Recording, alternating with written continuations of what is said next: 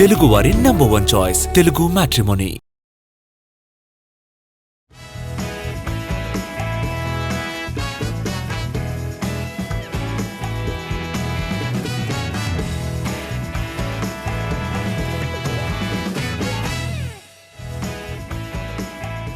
Hi hello, this is Gayatri. Welcome to ET exclusive. చూస్తుండగానే 2025 అయిపోయింది. మరికొన్ని గంటల్లో 2026 వచ్చేస్తుంది. మరి ఈ ఏడాది మొత్తంలో టాలీవుడ్ ఏం సాధించింది? మాట్లాడితే పాన్ ఇండియా, పాన్ వరల్డ్ అంటూ జబ్బలు చరుచుకోవడం మినహాయిస్తే 2025లో మనకి దక్కింది శూన్యమేనా అనే విమర్శలు గట్టిగానే వస్తున్నాయి. నిజమేగా? అసలు ఈ ఏడాది మనోళ్ళు సాధించిందేంటి? ఇదే ఇవాల్టి ఎక్స్క్లూజివ్ స్టోరీ. 2022 నుంచి 24 వరకు తెలుగు సినిమా దేశంలోనే టాప్లో నిలిచింది. ఈ గ్యాప్లో RRR 1200 కోట్లు, పుష్ప 2 సినిమా 1800 కోట్లు, కల్కి 1200 కోట్లు, సలార్ 650 కోట్లు, దేవర 500 కోట్లతో రికార్డులు తిరగరాశాయి. ఈ జోరు 2025లోనూ కంటిన్యూ అవుతుందేమో అనుకుంటే తోక ముడిచాయి మన సినిమాలు. ఈ ఏడాది పురోగమనం పక్కన పెడితే తిరోగమనం అయిపోయింది. 2025లో పాన్ ఇండియా సినిమాలకు కలిసొచ్చిందేం లేదు. ప్రభాస్, అల్లు అర్జున్, మహేష్ రాలేదు. వచ్చినోళ్ల సినిమాలు ఆడ్లేదు. సంక్రాంతికొచ్చిన సంక్రాంతికొస్తున్నాం, సెప్టెంబర్లో వచ్చిన ఓజీ మాత్రమే 300 కోట్ల క్లబ్లో చేరాయి. 200 కోట్ల సినిమాలు ఈ ఏడాది ఏం లేవు. మిరాయ్, హిట్ 3, డాకు మహారాజ్, కుబేరా, మొన్న అఖండ 2 మాత్రమే 100 కోట్ల క్లబ్లో చేరాయి. మాట్లాడితే పాన్ ఇండియా, మాది 100 కోట్ల బడ్జెట్ అనే మన మేకర్స్ 2025లో పూర్తిగా గాడి తప్పారు.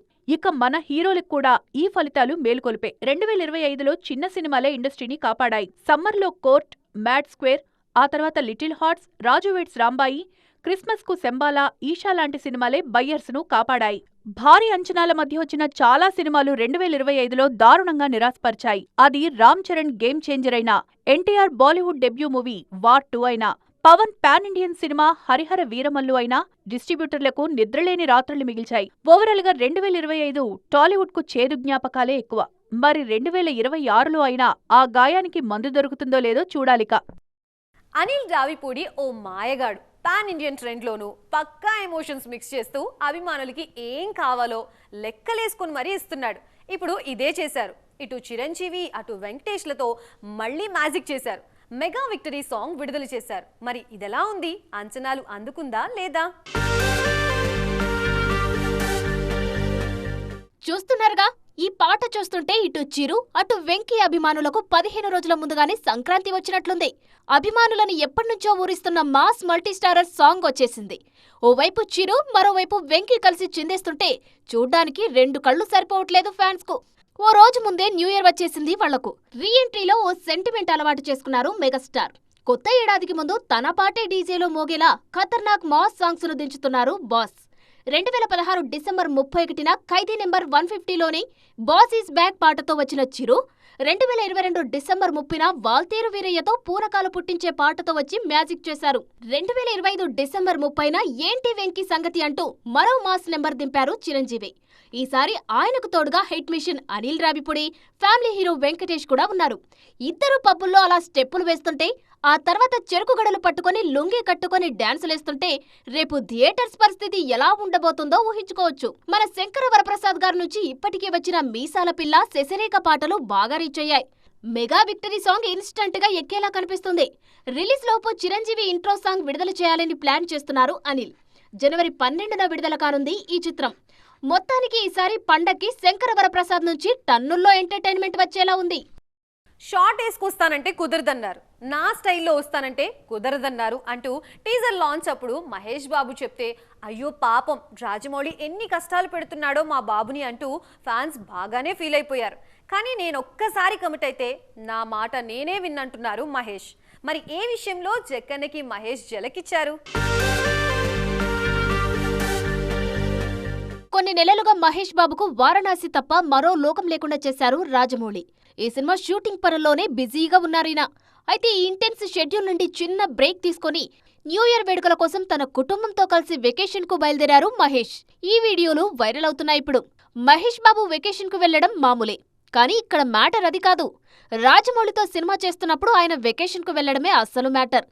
మామూలుగా అయితే జక్కన్న స్కూల్లో జాయిన్ అయ్యాక లోనికి రావడమే కానీ బయటికి వెళ్లడం హీరోల చేతుల్లో ఉండదు. కానీ మహేష్ మాత్రమే ఈ రూల్స్ రెండోసారి కూడా సక్సెస్ఫుల్ గా బ్రేక్ చేశారు. తాజాగా భార్య నమ్రతా శిరోద్కర్, పిల్లలు గౌతమ్ సితారాలతో కలిసి హైదరాబాద్ ఎయిర్పోర్టులో కనిపించారు మహేష్. న్యూ ఇయర్ సెలబ్రేషన్స్ కోసం ఇటలీ వెళ్తున్నట్లు తెలుస్తుంది. జనవరి 1st వీక్లో రాగానే మళ్లీ జక్కన్న సినిమా సెట్లో జాయిన్ కానున్నారు మహేష్. షూటింగ్ స్టార్ట్ అయ్యాక గత ఏప్రిల్లో కూడా వెకేషన్ వెళ్లొచ్చారు సూపర్ స్టార్. తన హీరోలకు ఇన్ని అనుమతులు ఇవ్వని రాజమౌళి మహేష్ బాబు విషయంలో మాత్రం పర్మిషన్ గ్రాంటెడ్ అంటున్నారు. అంతేకాదు మిగిలిన సినిమాలతో పోలిస్తే వారణాసి షూటింగ్ వేగంగా చేస్తున్నారు దర్శకధీరుడు. ఈ చిత్ర షూటింగ్ 2026 సెకండ్ హాఫ్ లోపు పూర్తి కానుంది. 2027 సమ్మర్కు విడుదల కానుంది ఈ చిత్రం.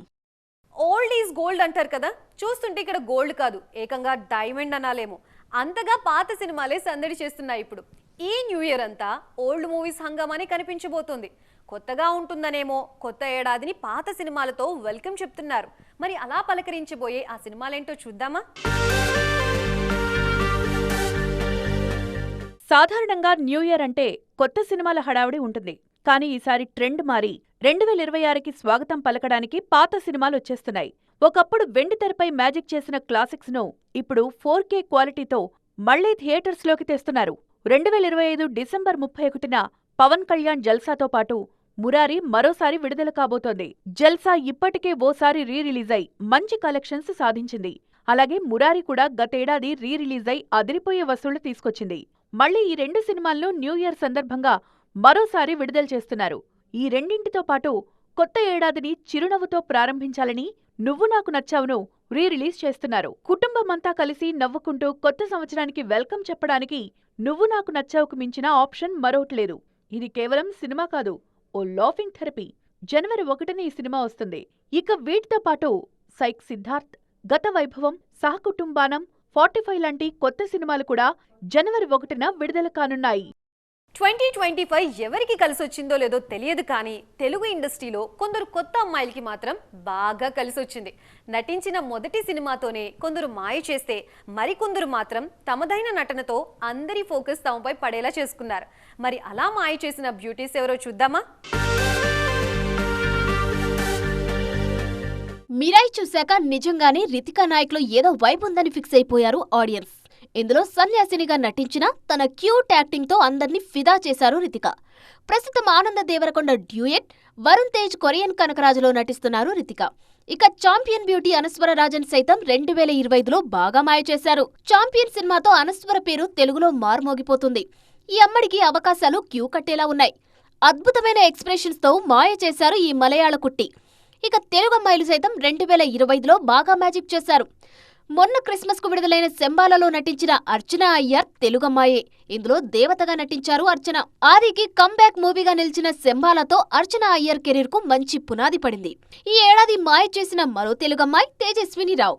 రాజు వెడ్స్ రాంబాయ్లో రాంబాయిగా కన్నీరు పెట్టించింది ఈ బ్యూటీ. యూట్యూబ్ నుంచి నేరుగా వెండితెరపై మ్యాజిక్ చేసింది తేజస్వి. మొత్తానికి కొత్త అమ్మాయిలు 2025లో తమ మార్కు చూపించారు. నిన్న మొన్నటి వరకు ఒకేసారి 3-4 సినిమాలు క్యూలో పెట్టిన రజనీకాంత్ కూలీ తర్వాత స్లో అయిపోయారు. చాలా మంది దర్శకులు కథలు చెప్తున్నా కూడా సూపర్ స్టార్ మాత్రం ఓకే చెప్పట్లేదు. దీని వెనుక రీజన్ ఏంటి? కావాలనే స్లో అయ్యారా, లేదంటే వయసు రీత్యా నెమ్మదించాలని రజనీ ఫిక్స్ అయ్యారా? అసలు సూపర్ స్టార్ ఫ్యూచర్ ప్రాజెక్ట్స్ ఏంటి? గత 2-3 ఏళ్లుగా వరుస సినిమాలు చేసిన రజనీ సడన్ గా స్లో అయ్యారు. తక్కువ గ్యాప్లోనే జైలర్, వేటయాన్, లాల్ సలాం, కూలీ లాంటి సినిమాలు వచ్చాయి. ఇందులో జైలర్ మినహా ఏదీ ఆడలేదు. కూలీ కూడా ఏదో ఓ మోస్తారుగా ఆడింది కానీ హిట్ అయితే కాదు. దీనికి 500 కోట్లకు పైగా గ్రాస్ వచ్చింది. కానీ బ్రేక్ ఈవెన్ కోసమే 600 కోట్లు రావాలి. కూలీ సెట్స్ పై ఉన్నప్పుడే జైలర్ 2కి ఓకే చెప్పారు సూపర్ స్టార్. దాంతోపాటు మరో 2-3 దర్శకులతో సినిమాలు చేస్తారనే ప్రచారం జరిగింది. కానీ ఇప్పుడు అవేం కనిపించట్లేదు. ముఖ్యంగా లోకేష్ కనకరాజ్తో ప్లాన్ చేసిన రజనీ, కమల్ మల్టీ స్టారర్ కూడా లేదు. సుందర్ సీతో కమిట్ అయిన ప్రాజెక్టు కూడా ఆదిలోనే ఆగిపోయింది. ఇందులో నుంచి తప్పుకున్నారాయన. జైలర్ 2 షూటింగ్ చివరి దశకి వచ్చేసింది. అయినా కూడా నెక్స్ట్ ప్రాజెక్ట్ లాక్ చేయలేదు super star. Rajini, Kamal multi starrer ఉందంటున్నా ఎప్పటికి మొదలవుతుందో క్లారిటీ లేదు. ఇదంతా చూస్తుంటే వయసు 75 దాటాక గ్యాప్ తీసుకుంటున్నారా, ఇస్తున్నారా అనేది ఆసక్తికరంగా మారింది. ఒక్కటైతే నిజం, మునపట్ల రజనీ వేగంగా సినిమాలైతే చేయట్లేదు. సో చూసారుగా, ఇది ఇవాల్టి ఈటీ ఎక్స్క్లూజివ్. రేపటి ఈటీ ఎక్స్క్లూజివ్ లో మళ్ళీ కలుద్దాం. అప్పటి వరకు చూస్తూనే ఉండండి TV9.